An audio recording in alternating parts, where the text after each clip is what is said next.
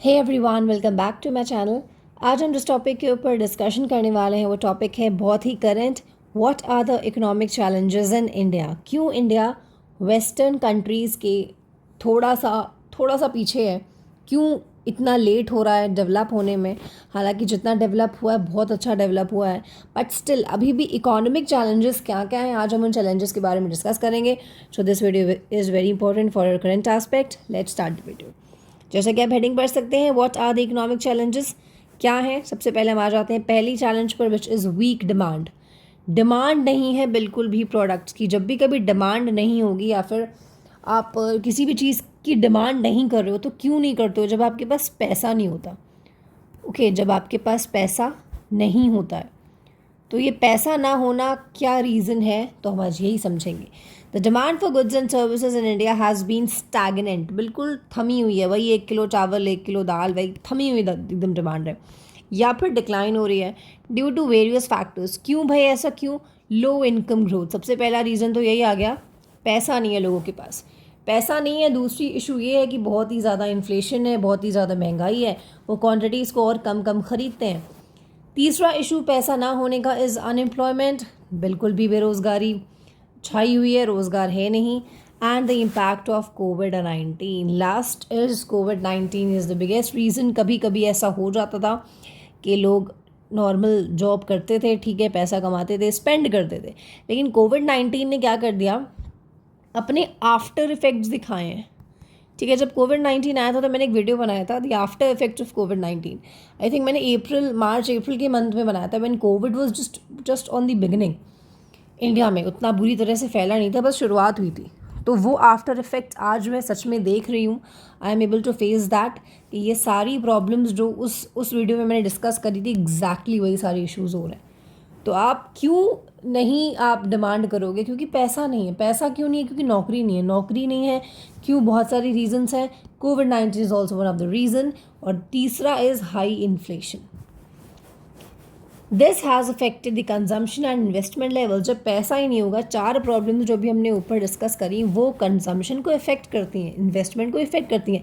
जब आपके कंट्री में डिमांड ही नहीं है तो कोई भी बिजनेसमैन इन्वेस्ट क्यों करेगा? वो क्यों पैसे खर्च करेगा? किसी प्रोडक्शन प्लांट को स्टार्ट करेगा, बिजनेस स्टार्ट करेगा? नहीं करेगा।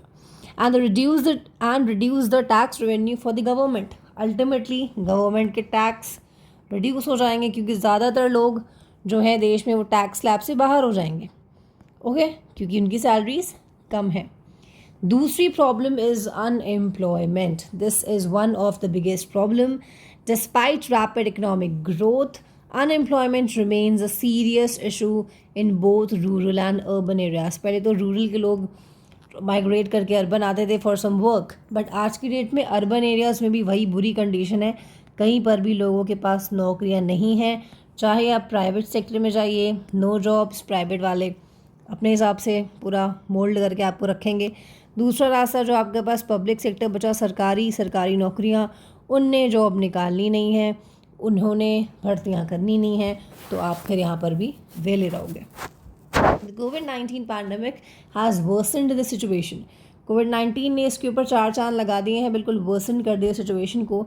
As many businesses have shut down, क्योंकि बिकॉज भाई जब डिमांड नहीं होगी तो बिज़नेस वाला क्यों अपना बिजनेस चलाएगा? उसने बिज़नेस को बंद कर दिया। जब बिज़नेस बंद कर दिया तो वो लोगों को क्या कर देगा? जॉब से रिट्रेंच कर देगा। The correct word is retrench. तो many of the people were retrench from their jobs, जिससे कि जॉब लॉसेस हो रहे हैं। Today it has taken the route of unemployment. According to Center for Monitoring Indian Economy CMIE, over 1.8 crore salaried jobs were lost between April and July 2020. अब आप data देख सकते हैं, 1.8 crore salaried jobs. The unemployment rate was 7.4 in August 2020, और इस disastrous गिरावट के बाद इसकी परसेंटेज पहुंच गई 7.4, जो कि 2019 में अगस्त में 5.4 थी। ये आपको देखने में छोटे आंकड़े लग रहे होंगे, 5, 7, बट ये होते बहुत बड़े हैं, क्योंकि ये एग्रीगेट्स की बात हो रही है। So it is very very big change. According to the national statistical office periodic labor force survey Report for the year 2021-22, the unemployment rate for 21 was 4.1%. Poor infrastructure. तीसरा इशू इज़ इंफ्रा बिल्कुल बेकार है. कैसे? India lakhs adequate infrastructure जैसे कि roadway, railway, ports, power, water, sanitation, which hampers its economic development. Economic development क्या होता है? केवल आपके देश में पैसा बढ़े, that is economic growth. Economic development क्या होता है? आपके देश में पैसा बढ़े लेकिन इसके साथ साथ आपके यहाँ रोड अच्छी हो, रेलवे अच्छा हो, पोर्ट अच्छा हो, बिजली अच्छी हो, पानी अच्छा हो, सैनिटेशन अच्छा हो, अनएम्प्लॉयमेंट कम हो, ठीक है, और पॉवर्टी कम हो, लिटरेसी रेट ज़्यादा हो. वो होता है इकोनॉमिकली डेवलप्ड देश, पूरी तरीके से डेवलप्ड देश. तो आपके देश में जो है इकोनॉमिक डेवलपमेंट की कमी हो रही है because of these problems and competitiveness. According to World Bank, India's infrastructure gap is estimated to be around $1.5 trillion. ये इनका गैप है एक वेस्टर्न कंट्री का और इंडिया का, इसको इतना कवर करना लगभग.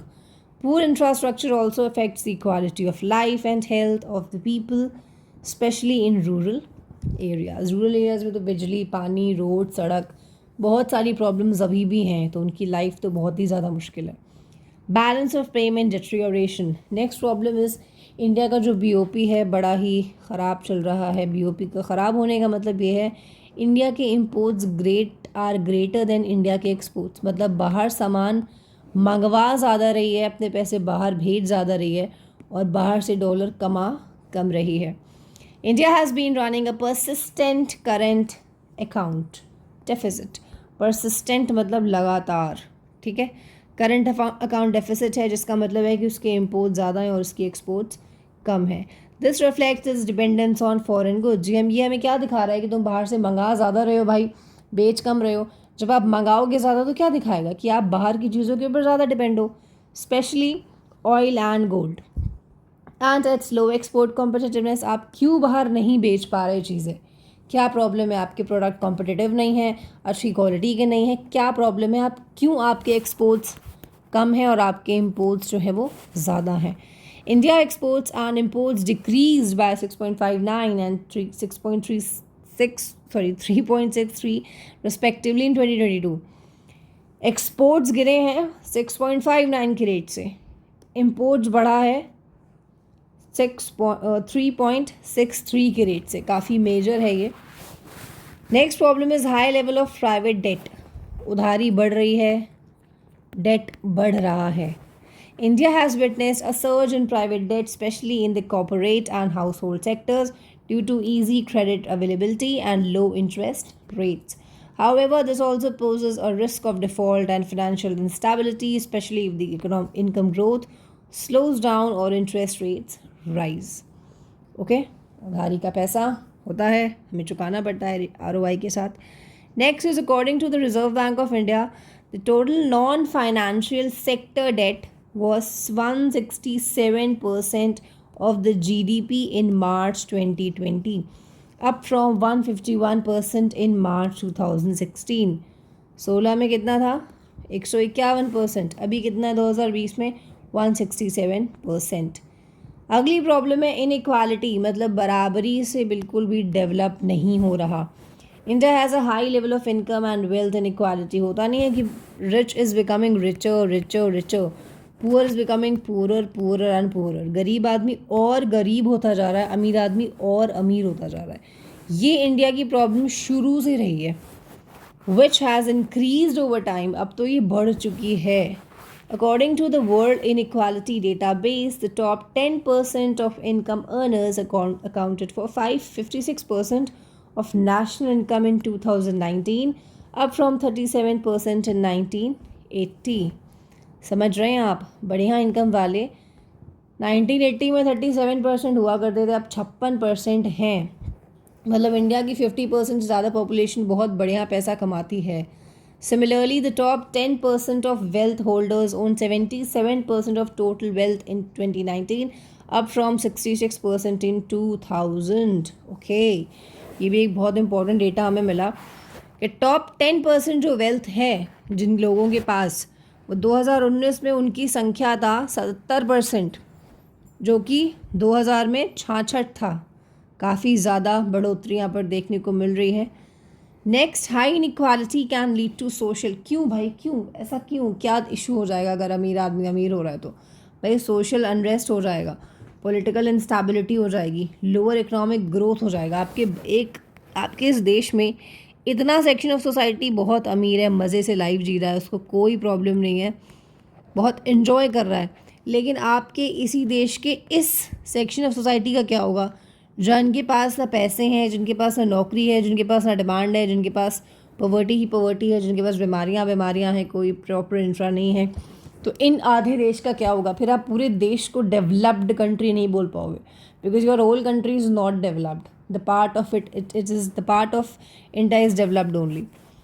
What economic reforms are taken in India? तो इंडिया ने क्या कोई ठोस कदम उठाए अपने इन प्रॉब्लम्स को सॉल्व करने के लिए? जी हाँ, उठाए थे। पहला is liberalisation. India started the process of liberalisation in 1991 when it faced a balance of payment crisis and had to seek International Monetary Fund assistance. The reforms aimed at reducing government intervention and regulation in various sectors of the economy, such as industry, trade, finance, and foreign investment. The reforms also involved dismantling the license permit quota system, which restricted entry and expansion of private firms. Liberalization has helped India to achieve higher growth rates and integrate with the global economy. देखिए, मैं आपकी जानकारी के लिए आपको बता दूं कि मैं इस टॉपिक पर, जिसको हम कहते हैं इकोनॉमिक पॉलिसी, उसके ऊपर ऑलरेडी एक बहुत ही डिटेल्ड वीडियो मैं बना चुकी हूँ। उतनी डिटेल में मैं यहाँ पर आपको समझा दूँ ये पॉसिबल नहीं है। आप डिस्क्रिप्शन बॉक्स में जाकर उसके लिंक को खोलकर इस पूरे वीडियो को देख सकते हैं। Video is very interesting and very important. तो मैं यहाँ पर आपको बहुत ही ब्रीफ में बताऊँगी कि इकोनॉमिक रिफॉर्म्स जो इंडिया ने उठाए हैं, उसमें 1991 में 3 रिफॉर्म्स उठाए थे। LPG, जिसमें L का मतलब होता है लिबरलाइजेशन। लिबरलाइजेशन जो शब्द बना है वो लिबरल से बना है। तो शब्द लिबरल का क्या मतलब है? लिबरल मीन्स थोड़ा सा ईज़ करना, सिचुएशंस को, माहौल को ईजी करना। ओके, हुआ क्या था कि पहले के टाइम पे जो कंपनीज थी, जो थे प्राइवेट सेक्टर से, उनके लिए बड़े सारे रिस्क, बड़ी सारी दिक्कतें, ये फ़ाइन, वो फ़ाइन, ये फ़ीस, वो फ़ीस, ये परमिशन लाओ, वो लाइसेंस लाओ, बड़े प्रॉब्लम्स लगा दिए थे प्राइवेट सेक्टर के ऊपर। And the public sector was the dominant one. वो डोमिनेट करता था पूरी मार्केट को। ज़्यादातर businesses were held by the सरकार ओनली, तो प्राइवेट वालों की एंट्री तो थी नहीं। फिर क्या होता है कि प्रॉब्लम आ जाती है जो भी हमने ऊपर डिस्कस करी। इसके अलावा पैसे से बड़ी दिक्कत आ गई। फिर क्या हुआ? फिर by the efforts of then finance minister doctor Manmohan Singh ji, उनके एफर्ट्स की वजह से यहाँ पर इस देश में 1991 में LPG रिफॉर्म्स लागू हुए। तो LPG रिफॉर्म्स में L का मतलब ये है कि जितने भी प्राइवेट सेक्टर हैं, ओके, उन्हें थोड़ा सा ईज़ करना, उन्हें थोड़ा सा अलाउ करने देना कि ठीक है भाई, तुम भी आओ, तुम भी बिज़नेस करो, आराम से काम करो। तो रिफॉर्म्स क्या थे? लाइसेंस सिस्टम को एक तरीके से डिसमेंटल कर रहे थे।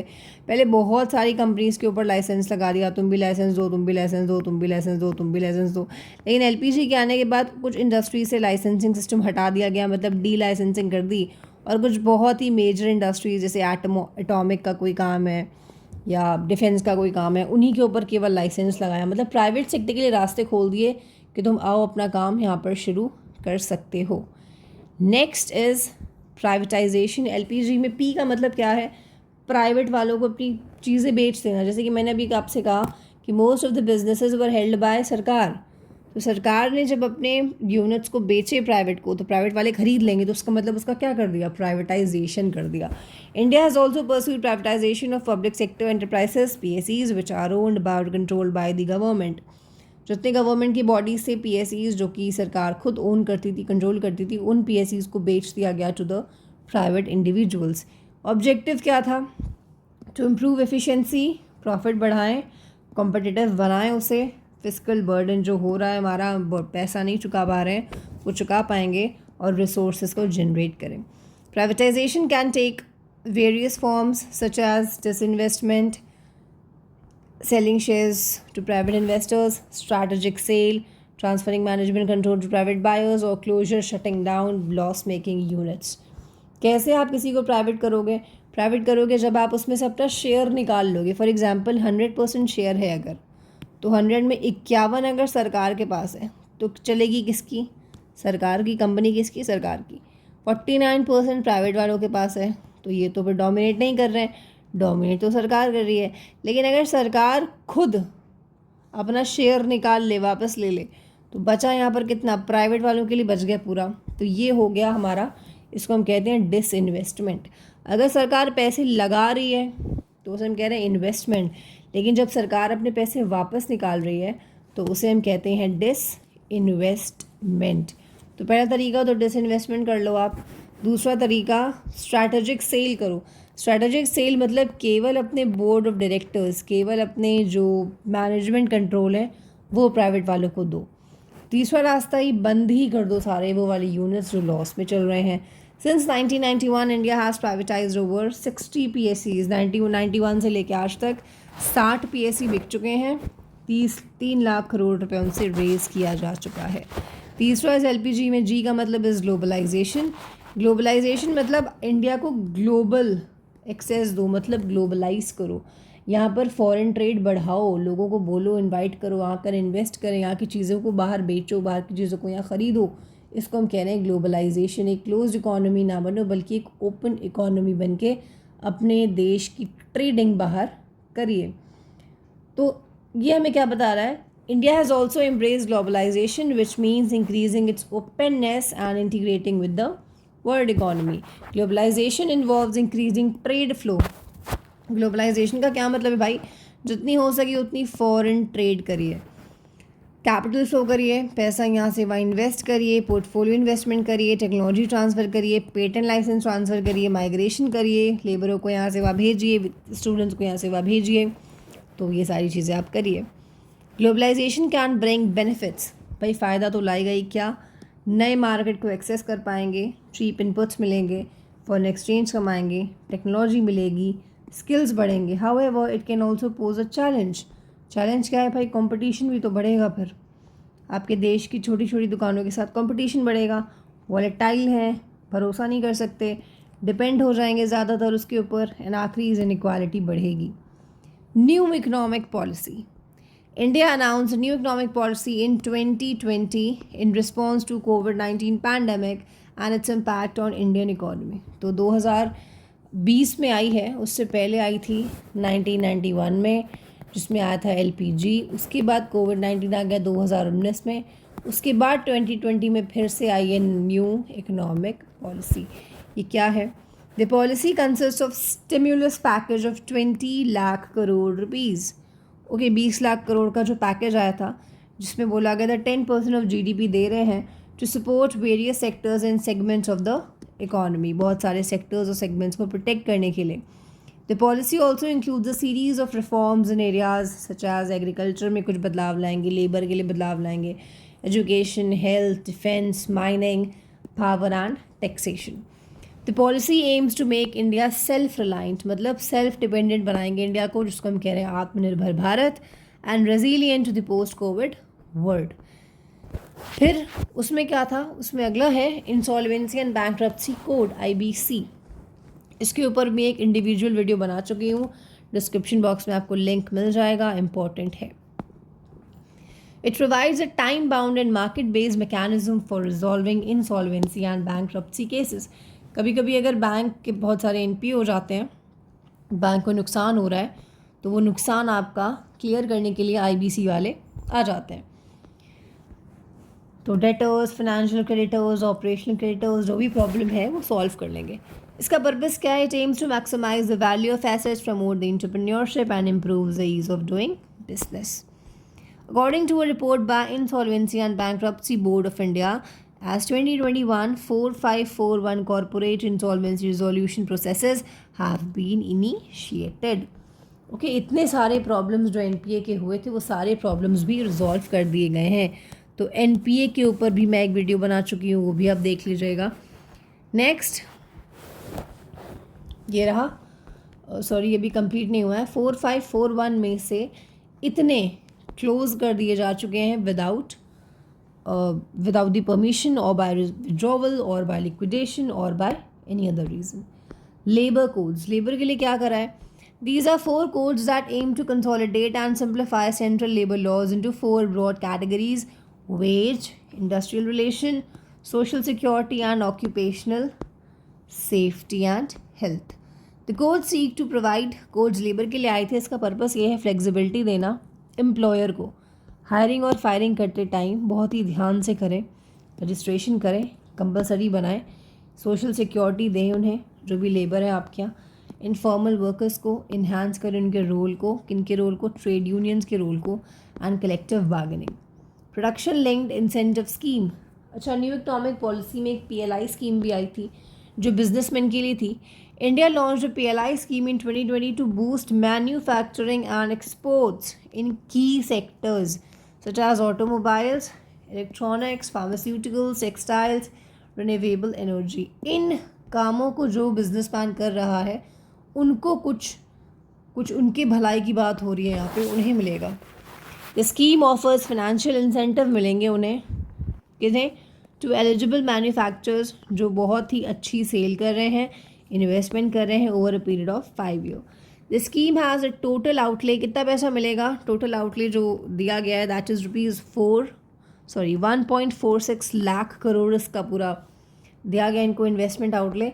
और एक्सपेक्टेड टू क्रिएट जॉब्स भी क्रिएट होंगी, फॉरेन इन्वेस्टमेंट भी अट्रैक्ट होगा और कॉम्पिटिटिवनेस इंडिया की बढ़ेगी और इम्पोर्ट डिपेंडेंस घटेगा. What are some suggestions to overcome the economic challenges? हम क्या सजेशन देना चाहते हैं? पहला is boosting consumption and investment. Demand, पहली प्रॉब्लम आ रही थी डिमांड कम है, तो सबसे पहला तो हम यही बोलेंगे कि गवर्नमेंट को क्या करना चाहिए? कुछ करना चाहिए जिससे कि लोगों की डिमांड बढ़े. ठीक है, पैंडमिक से बड़ा हिट हार्ड हो चुके हैं, MSMEs वगैरह बंद हो चुके हैं, इनफॉर्मल वर्कर्स जा चुके हैं, रूरल हाउस होल्ड जा चुके हैं, तो इनके लिए हमें कुछ करना है. The stimulus aims at increasing their income, purchasing power, access to credit. अगला सजेशन हम दे रहे हैं, the government should also invest in public. Government भी कुछ इन्वेस्ट करे हेल्थ में, एजुकेशन में, सोशल प्रोटेक्शन में, जिससे कि नौकरियाँ क्रिएट होंगी और लोगों की प्रोडक्टिविटी बढ़ेगी. एनहांसिंग एक्सपोर्ट कॉम्पिटिटिवनेस, अपने प्रोडक्ट को उतना ज़्यादा कॉम्पिटिटिव बनाइए. Government should promote export oriented sectors such as manufacturing services and agriculture by providing incentives, subsidies, tax breaks and infrastructure. जो लोग बढ़िया सामान बनाते हैं, जो एक्सपोर्ट होने के लायक हैं, उनको ये सारे बेनिफिट्स मिलते हैं. The government should also pursue trade agreements with strategic partners. Government को स्ट्रैटेजिक पार्टनर्स के साथ ट्रेड एग्रीमेंट्स करने चाहिए, जैसे कि US, European Union, Japan, ASEAN, others, new markets and diversify its export basket. The government should also address the issues of quality standards. जो quality poor है India के प्रोडक्ट्स की, उसको सही करो, उसको अच्छा करो, तभी आपके सामान एक्सपोर्ट होंगे, बाहर बिकेंगे. Reforming the financial sector, banking sector जहाँ से पैसा क्रेडिट वगैरह मिलता है, उसके लिए थोड़े रिफॉर्म्स लेकर आइए. The government should strengthen the financial sector by resolving the problem of non-performing asset. Very, very, very, very important part. NPA की प्रॉब्लम आप सॉल्व करिए, जितने भी आपके यहाँ सेक्टर में, आपके प्राइवेट सेक्टर, पब्लिक सेक्टर, जो भी बैंक्स हैं उनके लिए. The government should also develop the bond market. मतलब यहाँ पर बात हो रही है फाइनेंशियल मार्केट की, इसके ऊपर भी मैं वीडियो बना चुकी हूँ, प्लीज़ डिस्क्रिप्शन बॉक्स में जाइए. India should develop the financial market of the country, insurance market of the country and pension market of the country, जिससे लोगों को लॉन्ग टर्म फाइनेंस मिल सके, बिजनेस के लिए, सोशल सिक्योरिटी मिल के लिए, और जो भी एल्डरलीज हैं उन्हें कुछ मिल सके. इम्प्रूविंग द बिजनेस इन्वायरमेंट, इसके अलावा गवर्नमेंट को जो बिजनेस इन्वायरमेंट है उसको थोड़ा सा सिंप्लीफाई करके उसके लिए भी फ्रेमवर्क बनाए, उसके लिए भी मैं वीडियो बना चुकी हूँ. प्लीज़ आप बिजनेस इन्वायरमेंट की वीडियो को ढूंढ सकते हैं, क्योंकि ये कुछ ऐसे करंट के टॉपिक्स हैं जो सच में बहुत इंपॉर्टेंट होते हैं. तो मैं इनके ऊपर ऑलरेडी वीडियोस बना चुकी हूँ, आप बस उनको देख लीजिएगा तो आपको डिटेल में समझ में आएगा. यहाँ पर मैं उनकी डिटेलिंग करना पॉसिबल बिल्कुल भी नहीं, बिल्कुल भी पॉसिबल नहीं है. क्या ही सेंटेंस बोला है. The government should also implement the reforms in labour laws. Government को लेबर के लिए कुछ रिफॉर्म्स लाने चाहिए, लैंड एक्विजिशन के लिए कुछ लॉज आने चाहिए, बैंकक्रप्सी लॉज आने चाहिए. फ्लेक्सिबिलिटी आएगी, इफिशिएंसी आएगी लेबर मार्केट में, and credit market and legal system. Fostering innovation and entrepreneurship, the government should foster a culture, government को ऐसा कल्चर बनाना चाहिए जहाँ पर इनोवेशन, जहाँ पर लोग कुछ क्रिएटिव आइडिया लेकर आते हैं, कुछ अच्छा बिजनेस करें, अच्छे एंटरप्रेन्योर्स बने. And supporting research and development, science and technology startups and incubators. The government should also facilitate collaboration, government collaboration को भी फैसिलिटेट करे जो कि एकेडमिया, इंडस्ट्री एंड गवर्नमेंट के बीच में हो रहा है. That can generate new ideas, product, processes and solutions. The government should also protect the intellectual property rights, very important. जो भी इंटेलेक्चुअल प्रॉपर्टी राइट्स होते हैं उन्हें प्रोटेक्ट करें by patenting and licensing. Addressing the inequality and poverty, सबसे बड़ी problem है ये, इसे कैसे सॉल्व करें? By implementing progressive taxation policy. ये क्या होता है? देखिए, टैक्स सिस्टम 4 तरीके का होता है: progressive, regressive, proportional and degressive. Progressive tax मतलब जैसे जैसे आपकी इनकम बढ़ेगी वैसे वैसे आपका टैक्स बढ़ेगा. रिग्रेसिव मतलब जैसे जैसे आपकी इनकम बढ़ेगी वैसे वैसे आपका टैक्स कम होगा. ओके. प्रोपोर्शन मतलब एक प्रपोर्शन में सबसे ले लिया जाता है. डिग्रेसिव मतलब पहले तो आपका टैक्स बढ़ता है फिर स्टैगरेंट हो जाता है. तो हमको कौन सा वाला टैक्सेशन ऑप्ट करना चाहिए? प्रोग्रेसिव वाला. मतलब जैसे जैसे आदमी की इनकम बढ़ती जा रही है वैसे वैसे उसके ऊपर टैक्स भी बढ़ना चाहिए. तभी आप अमीरों से लेकर गरीबों के लिए कुछ भलाई कर पाओगे. The government should also expand coverage and quality of social welfare. Government को सोशल वेलफेयर स्कीम्स भी लानी चाहिए जो कुछ बेसिक इनकम सपोर्ट वालों के लिए हैं. उनको हेल्थ इंश्योरेंस, एजुकेशन, स्कॉलरशिप, ये सारी प्रॉब्लम्स का उनको हम हेल्प करें. The government should also empower women. Women के लिए भी बहुत कुछ करे गवर्नमेंट. माइनॉरिटीज़ के लिए काम करे, दलित्स के लिए काम करे, tribals and other marginalised groups के लिए काम करे. उनको equal rights, equal opportunities and participation in the economic activity भी मिलना चाहिए. Next, mitigating climate change. अब ये पूरी जेन्युइन प्रॉब्लम हो रही है, पूरे दुनिया की प्रॉब्लम है कि इंडिया में जो क्लाइमेट चेंज हो रहा है, जो इन्वायरमेंटल डिग्रेडेशन हो रहा है, इसके लिए इंडिया क्या कर रही है? इंडिया को कुछ कदम तो उठाने चाहिए. India should mitigate climate changes and environmental degradation in India by adopting green policies.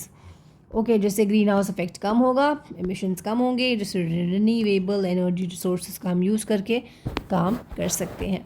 और नेचुरल रिसोर्सेज को प्रोटेक्ट करिए, बायोडाइवर्सिटी को प्रोटेक्ट करिए, एनिमल्स को प्रोटेक्ट करिए, अपना वेस्ट मैनेजमेंट अच्छा करिए. The government should also implement adaptation measures that can increase resilience to climate shocks such as floods के हमेशा प्रिपेयर रहें, droughts, cyclones, heat waves etcetera. इन सब के लिए भी हम अपने आप को पूरा प्रिपेयर रखें. आई होप आपके दिमाग में आज के इस वीडियो की सारी चीज़ें समझ में आ गई होंगी. आज हमने पढ़ा इंडिया में क्या क्या प्रॉब्लम्स हैं, क्या क्या सोल्यूशन इंडिया कर चुका है और हम क्या सजेशंस देना चाहते हैं. This videos will be very helpful for you. अगर आप किसी कॉम्पिटिटिव एग्ज़ाम की प्रिपरेशन कर रहे हैं तो आपको ये यहाँ से समझ में आएगा कि हम कैसे अपने आंसर में चीज़ों को मेंशन कर सकते हैं, because this is a complete answer. तो आप, अगर आपको पसंद आ रहा हो तो आप चैनल को लाइक कर सकते हैं, सब्सक्राइब कर सकते हैं, इसे शेयर कर सकते हैं अपने फ्रेंड्स को. इसके अलावा आपका बहुत बहुत शुक्रिया इस वीडियो को अंत तक देखने के लिए.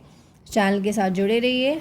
कमेंट बॉक्स में अपने सजेशंस और वैल्यूएबल कमेंट्स ज़रूर पोस्ट करिए अगर आपको पसंद आया हो तो. Thank you so much for watching.